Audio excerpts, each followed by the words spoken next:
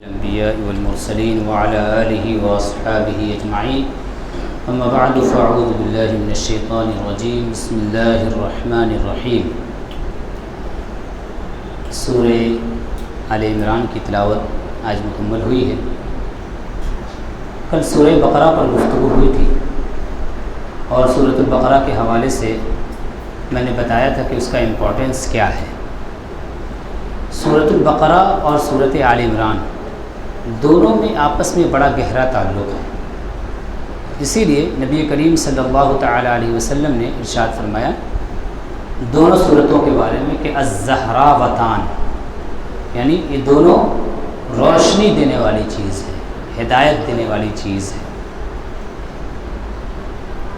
دونوں صورتوں کے درمیان ایک خاص تعلق یہ ہے، پچھلی صورت سے اس صورت کا ایک خاص تعلق یہ ہے کہ بلکہ پچھلی تینوں صورتیں جو گزری ہیں، سورہ فاتحہ، پھر اس کے بعد سورہ بقرہ اور پھر اس کے بعد سورہ آل عمران، دونوں کی خصوصیت یہ ہے کہ سورہ فاتحہ میں بھی اخیر میں دعا تھی اہدنا الصراط المستقیم سے، اور سورۃ البقرہ میں بھی اخیر میں دعا آئی کہ لا تؤاخذنا ان نسینا واخطانا، کہ اللہ ہماری غلطی پر اگر ہم بھول جائیں تو مواخذہ نہ فرما، ہماری گرفت نہ فرما، ہماری پکڑ نہ فرما۔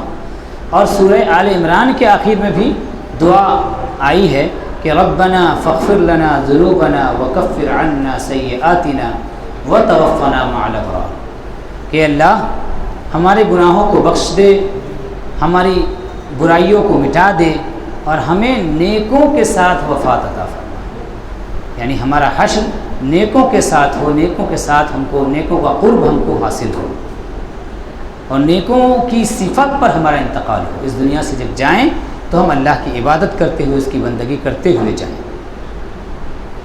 اور دونوں صورتوں کے درمیان ایک اور تعلق یہ ہے کہ سورۃ البقرہ کی ابتدا بھی ہوتی ہے الف لام میم سے، اور سورہ آل عمران کی ابتدا بھی ہوتی ہے الف لام میم سے۔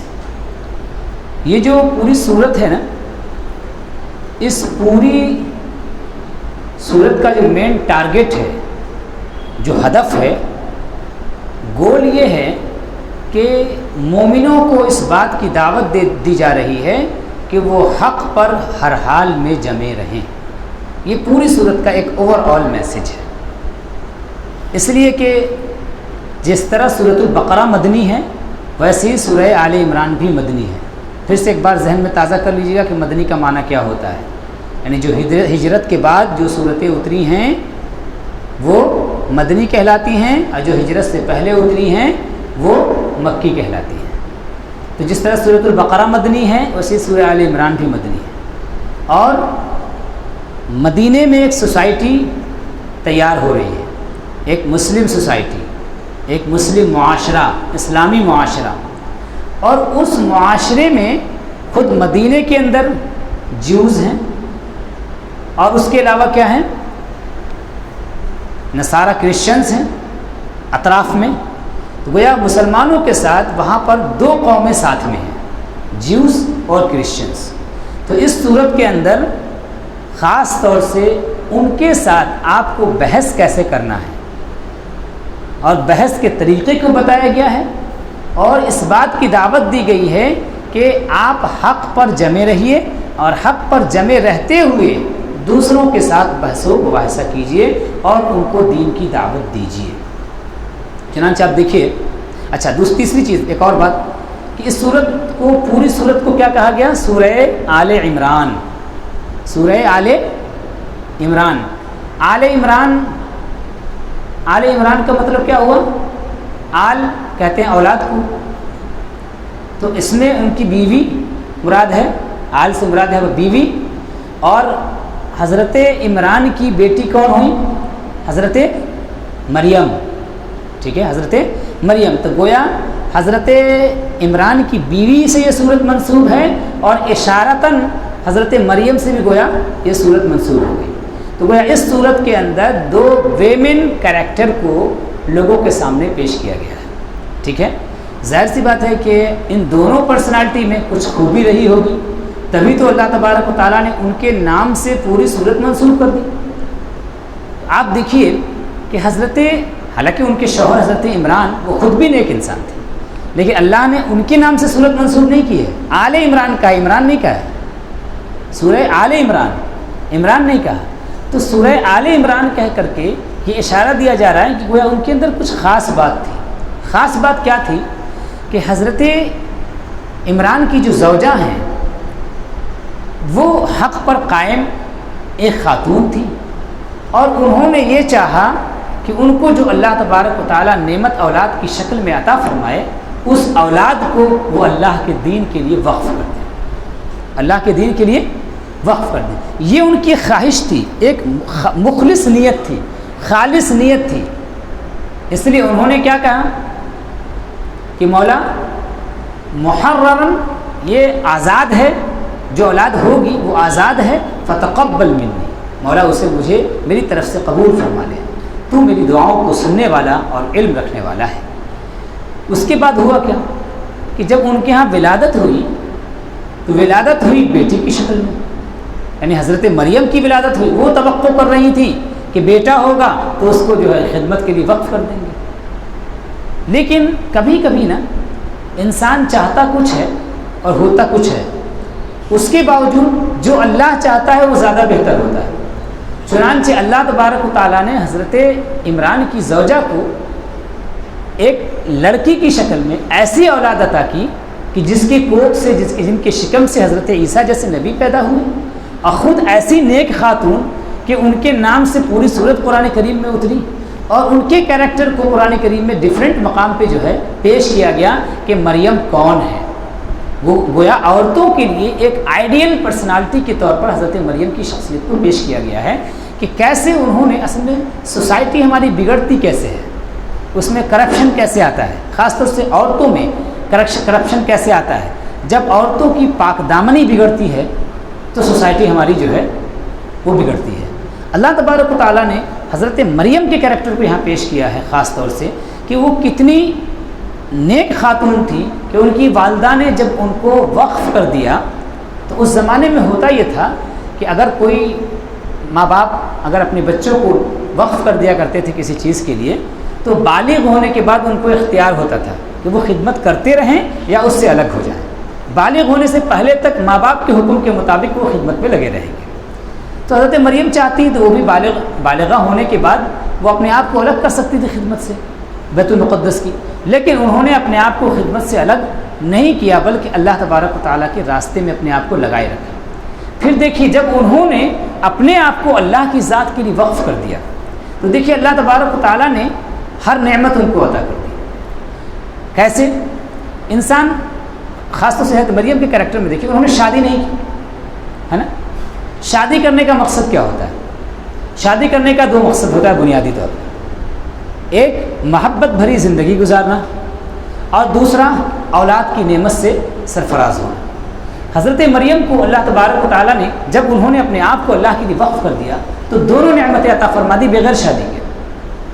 شادی نہیں کی انہوں نے، لیکن اس کے باوجود اللہ نے اپنی محبت ان کو عطا فرما دی، اور ایسی محبت کہ اس سے بڑھ کے کوئی محبت نہیں، اور اس سے زیادہ اس محبت کے ساتھ بہترین زندگی، اس محبت کے سے بڑھ کے کوئی بہترین زندگی نہیں ہو سکتی ہے، ٹھیک ہے۔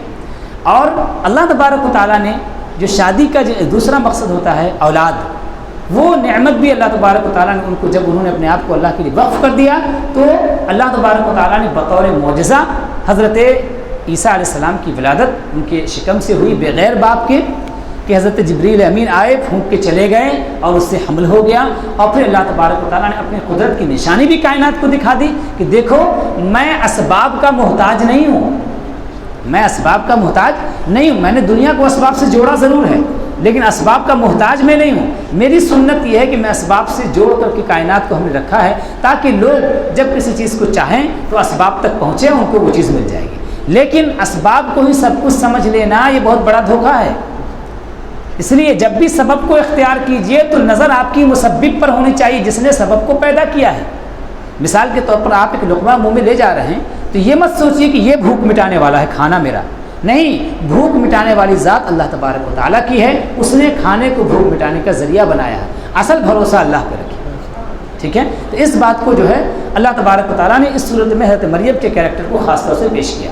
اسی طریقے سے حضرت عمران کے اخلاص کو یہاں پیش کیا اللہ تبارک و تعالیٰ نے کہ کیسا اخلاص تھا کہ اللہ تبارک و تعالیٰ کے لیے انہوں نے اپنی اولاد کو وقف کر دیا، اور جب بیٹی پیدا ہوئی تو اس پر ان کو تھوڑا سا افسوس ضرور ہوا، لیکن اللہ تبارک و تعالیٰ فرماتا ہے کہ اللہ تبارک و تعالیٰ چیزوں کی حکمتوں کو زیادہ بہتر جانتا ہے، یعنی وہ اولاد عطا فرمائے لڑکے کی شکل میں یا اولاد عطا فرمائے لڑکی کی شکل میں، کون نفع بخش ہے، ماں باپ کے لیے کون زیادہ فائدہ مند ثابت ہوگی، یہ انسان نہیں جانتا ہے۔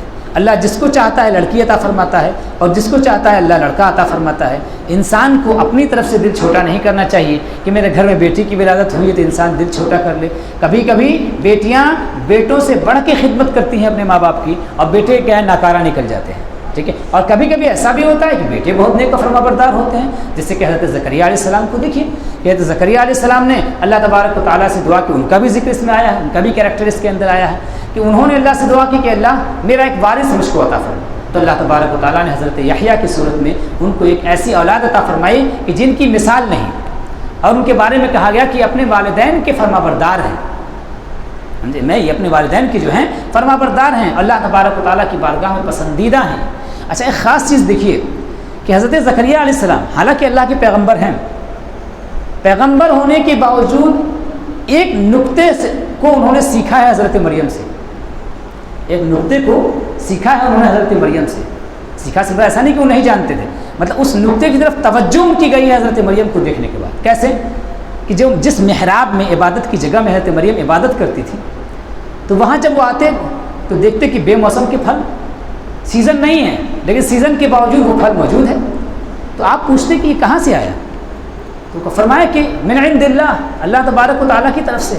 حضرت مریم کا جواب دیکھیے کتنا انسان کو سیدھے لوٹا دے رہا ہے اللہ تبارک و تعالیٰ کی توحید کی طرف۔ حضرت مریم، حضرت زکریا علیہ السلام فوراً جو ہے نا ان کو وہاں سے ایک نقطہ ملا کہ جب مریم کو بے موسم کے پھل مل سکتے ہیں تو مجھے بڑھاپے میں اولاد کیوں نہیں مل سکتی، مجھے بڑھاپے میں اولاد کیوں نہیں مل سکتی ہے۔ اس کے بعد ہی فوراً قرآن کریم کی آیت آتی ہے ہنالک دعا زکریا ربہ، تب جا کر کے حضرت زکریا نے اپنے رب سے دعا کی اور کہا مولا مجھ کو پاکیزہ اولاد عطا فرما، تو دعاؤں کو سننے والا ہے۔ پھر اس کے بعد ان کو بشارت مل گئی، اور اس کے بعد اچھا اس میں بھی دیکھیے انسان کو نیک اولاد کم ملتی ہے، اس کا ایک نقطہ ہے اس سورت کے اندر، سورہ آل عمران کے اندر، وہ کیا ہے کہ اللہ تبارک و تعالیٰ نے فرمایا کہ اے زکریا آپ کو جو اولاد ملے گی نا اس کی ایک پہچان ہوگی، پہچان ہوگی کیا کہ آپ کی ساری گفتگو بند ہو جائے گی سوائے اللہ کے ذکر کے، آپ کی زبان بند ہو جائے گی ساری گفتگو سے، صرف اللہ کا ذکر آپ کی زبان پہ جاری رہے گا۔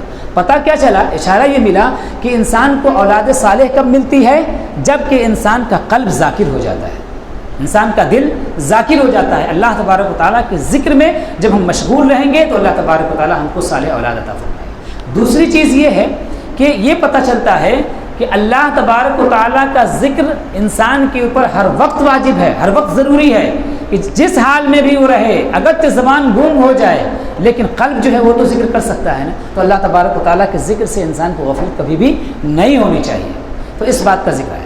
اچھا، میں نے عرض کیا یہ دو کریکٹر کے بارے میں، حضرت زکریا، حضرت مریم اور حضرت عمران، حضرت عمران کی بیوی، ان تین شخصیات کا تذکرہ آیا ہے خاص طور سے۔ حضرت عیسیٰ کا ضمن ذکر آیا کہ کیسے اللہ تبارک و تعالیٰ نے کمالات عطا فرمائے تھے۔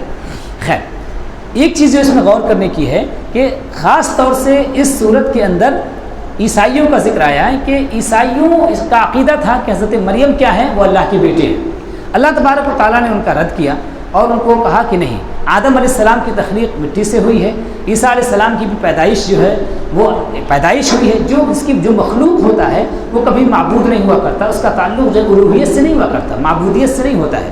تو حضرت عیسیٰ علیہ السلام کی جو شخصیت ہے وہ اللہ تبارک و تعالیٰ کا کلمہ ہے، اللہ تبارک و تعالیٰ کی روح ہے، اللہ تبارک و تعالیٰ کا ایک معجزہ ہے وہ کہ اللہ تبارک و تعالیٰ نے بغیر ظاہری سبب کے، یعنی ایک سائڈ کو اللہ نے یہاں پر چھین لیا ہے۔ کبھی کبھی کیا ہوتا ہے کہ دونوں سائڈ ختم ہو جاتا ہے۔ یہاں پر حضرت عیسیٰ علیہ السلام کی تخلیق میں کیا ہے کہ ماں تو موجود ہیں، باپ موجود نہیں ہے۔ اور دیکھیے حضرت آدم میں کیا ہوا، حضرت آدم میں تو کچھ بھی نہیں ہے، نہ ماں ہے نہ باپ، دونوں سبب وہاں پر نہیں، مٹی سے اللہ تبارک و تعالیٰ نے فطرت تیار کیا، اس کے اندر روح ڈال دی اور ایک جو ہے بہترین انسان تیار ہو گیا۔ تو اللہ تبارک و تعالیٰ چاہے تو سبب کے کچھ حصے کو چھین لے یا مکمل طور سے سبب کو ہی ختم کر دے، تو دونوں طریقے سے ہوتا ہے، ٹھیک ہے. تو اس میں نصارہ کا تذکرہ آیا، کرسچنس کا تذکرہ آیا کہ ان سے جو ہے نا وہ مطلب بحث کرنی ہے، کیسے ان کو سمجھانا ہے، ان کو بتانا ہے.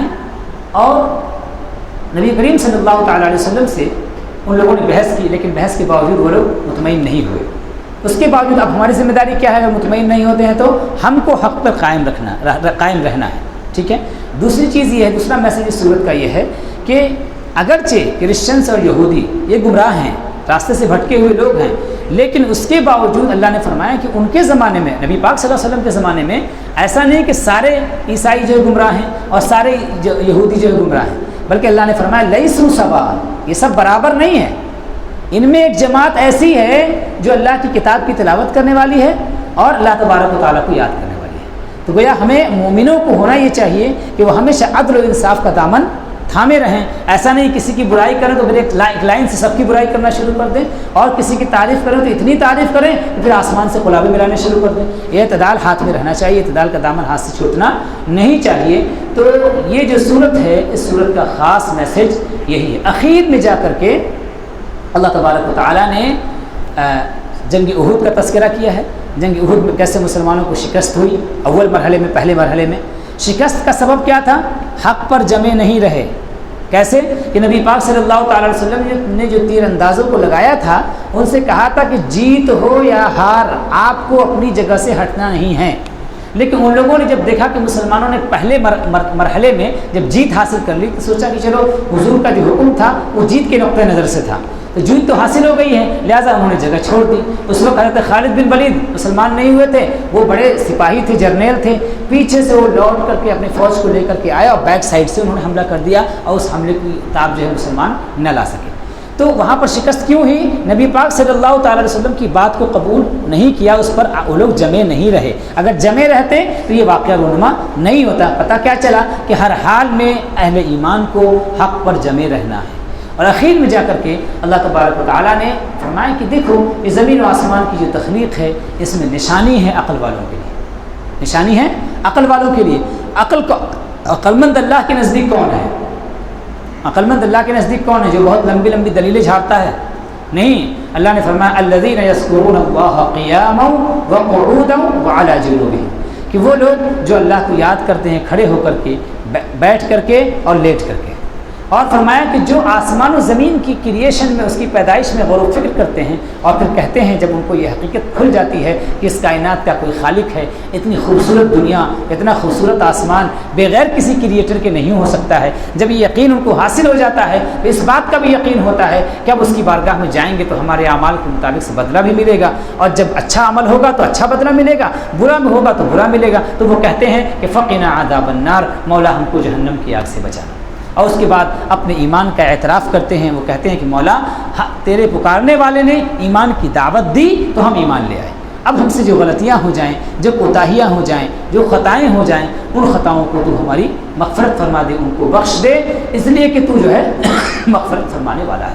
اس دعا کے ساتھ جو ہے اس سورۃ پاک کا اختتام ہوتا ہے.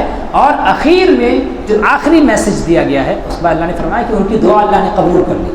اس کے بعد پھر آخر جو میسج ہے وہ بڑا امپورٹنٹ میسج ہے ہم لوگوں کے لیے آج کے دور میں خاص طور سے. اللہ نے فرمایا یا ایھا الذین آمنو، اے ایمان والو، اصبروا، صبر کیجیے. صبر کا مطلب کیا ہوتا ہے؟ یعنی صبر ہر معاملے میں. صبر عبادت کے معاملے میں یہ ہے کہ دل نہیں چاہتا ہے لیکن پھر بھی اللہ کی عبادت میں، اللہ کے ذکر میں لگا کے رکھیے. اور صبر کا ایک معنی کیا ہے؟ برائی کی طرف دل مائل ہو رہا ہے لیکن روک کر کے اپنے آپ کو رکھیے، یہ بھی صبر ہے. ایک صبر کیا ہے؟ اللہ تبارک و تعالیٰ کی طرف سے مصیبتیں آ رہی ہیں تو مصیبت میں گھبرائیے نہیں. جو اسباب ہیں مصیبت کو دور کرنے کے ان کو اختیار کیجئے، لیکن گھبراہٹ میں غلط زبان استعمال نہ کیجیے، شکوے کی زبان نہ استعمال کیجیے، بلکہ اللہ کی بارگاہ میں عاجزی کے ساتھ عرض کیجیے کہ انما اشکو بثی وحزنی الی اللہ، مولا میں تیری ہی بارگاہ میں اپنی عاجزی کا اظہار کرتا ہوں، تیری ہی بارگاہ میں اپنے غم کا اظہار کرتا ہوں، کس کے پاس اپنے غموں کی داستان میں لے کر کے جاؤں گا. اس طریقے سے انسان کو چاہیے کہ عاجزی کا اظہار کرے. تو صبر کیجیے. اور دوسری بات اللہ نے فرمایا اکیلے صبر خود نہیں کیجیے، وَالصَّابِرُوا، اور لوگوں کو بھی صبر کی دعوت دیجیے. کوشش کیجئے کہ سوسائٹی بھی آپ کی صبر والی بنے، جو اللہ کے حکم پہ جمی رہنے والی ہو، اللہ تبارک و تعالیٰ نے جن چیزوں سے منع کیا اس سے رکنے والی ہو، اور ورابطو، اور ایک دوسرے کا حوصلہ بڑھائیے، ایک دوسرے کا حوصلہ بڑھائیے اور اللہ سے ڈرتے رہیے تاکہ تم کو کامیابی حاصل ہو جائے۔ تو سورت کا جو میسج ہے حق پر قائم رہنا، اور جو آخری میسج ہے وہ یہ ہے کہ صبر پر قائم رہیے، صبر کو اختیار کیجئے تاکہ فلاح آپ کو حاصل ہو، تاکہ کامیابی سکسیس آپ کو حاصل ہو۔ ہر انسان سکسیس کی تلاش میں ہے۔ اللہ تبارک و تعالیٰ کی بارگاہ میں دعا ہو کہ مولا کریم ہم سب کو اس سورہ پاک کا جو پیغام ہے اس پر عمل کرنے کی توفیق عطا فرمائے۔